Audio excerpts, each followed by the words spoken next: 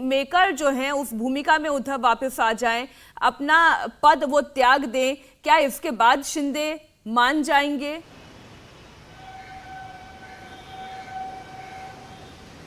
देखिए मीनाक्षी, यहाँ पर शिंदे ने जो सबसे पहली शर्त दी है वो यही दी है कि कांग्रेस और एनसीपी, ये जो दो पार्टियां हैं उनके साथ वो सरकार में नहीं रहना चाहते।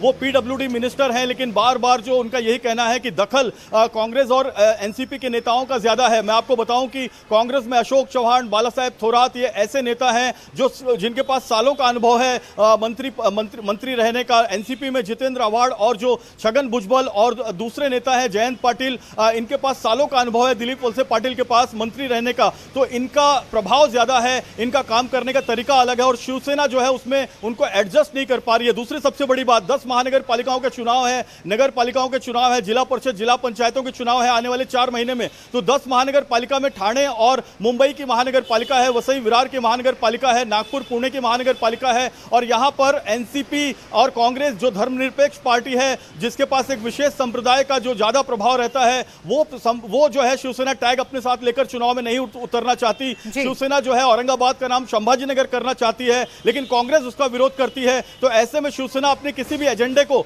जनता तक नहीं पहुंचा पा रही है, ये एकनाथ शिंदे का कहना है। बिल्कुल, और इन्हीं तमाम चीजों को लेकर वो नाराज भी हुए हैं और इतने सारे विधायकों को लेकर अब गुवाहाटी में बैठे हुए हैं। पवन के पास चलेंगे। पवन, देखिए, जैसा कि हमारे दोनों सहयोगी बता रहे हैं और जैसे कि खबर भी सामने आ रही है, ये जो बैठक होने वाली है 1 बजे, क्या बड़ा ऐलान संभव है? किस तरीके के संकेत महाराष्ट्र से मिल रहे हैं?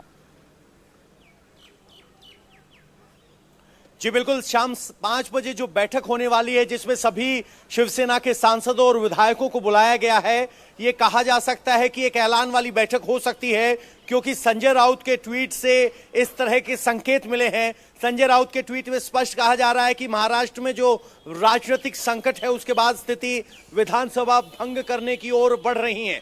तो देखना होगा कि क्या उद्धव ठाकरे इस तरह का कोई ऐलान करते हैं, नहीं, लेकिन उससे पहले एक आखिरी कैबिनेट बैठक होने वाली है। 1 बजे कैबिनेट बैठक का वक्त तय किया गया है। उससे पहले एनसीपी ने अपने खेमे की बैठक की है और कांग्रेस गुट अपनी बैठक कर रहा है।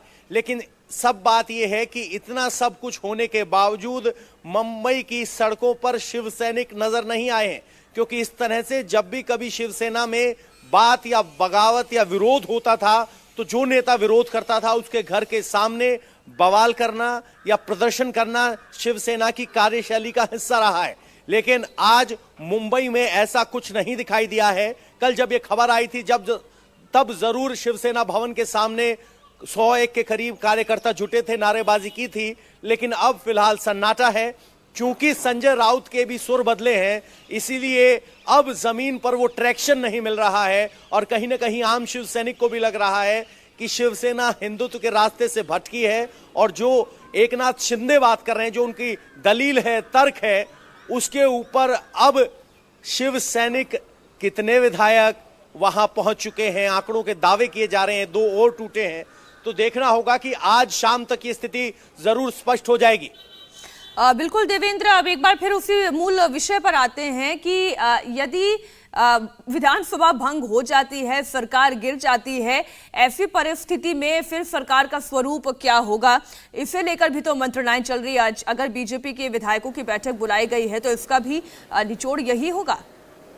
मीनाक्षी, पहली चीज़ ये कि जो एक बात आप पूछ रही थी, जो हाइपोथेटिकल क्वेश्चन पे हम लोग चर्चा कर रहे थे कि क्या ये संभव है कि उद्धव ठाकरे स्वीकार ले, ये बिल्कुल संभव नहीं रहेगा। क्योंकि ऐसा स्वीकारने का मतलब ये है कि आप न सिर्फ मौजूदा सरकार में बल्कि पूरी शिवसेना की कमान आप एकनाथ शिंदे के हाथ में दे रहे हैं, ये उद्धव ठाकरे कभी नहीं चाहेंगे। और दूसरी चीज़ की, अगर वो विधानसभा भंग करने की सिफारिश करते हैं तो निश्चित तौर पर वहाँ पर उस सिफारिश को फिर स्वीकारने के अलावा विकल्प कम बच जाता है। और वहाँ पर अगर उसको नहीं स्वीकारा जाता है तो ऐसी स्थिति में कोर्ट का दरवाजा खटखटाएगा। तो वहाँ पर बहुत पेचीदगी वाली स्थिति हो जाएगी और वो एक आप झटका कह सकती हैं एकनाथ शिंदे या बीजेपी के लिहाज से, क्योंकि ये लोग इस तैयारी में रहेंगे कि अब जब आंकड़े उनके साथ हैं तो एक सरकार बनाई जाए। और सरकार बनाने का सबसे बड़ा और पहला फायदा ये मिलेगा कि क्योंकि लोकल बॉडी इलेक्शन वहाँ पे आगे आने वाले दिनों में होने हैं, तो उस लोकल बॉडी इलेक्शन में जिसकी भी सरकार रहती है, जाहिर तौर पर एक ज़्यादा कंफर्ट वाली सिचुएशन रहती है। इंडिया टीवी हर वक्त हर जगह डाउनलोड करने के लिए सर्च करें India TV news Google play store या ऐप स्टोर पर।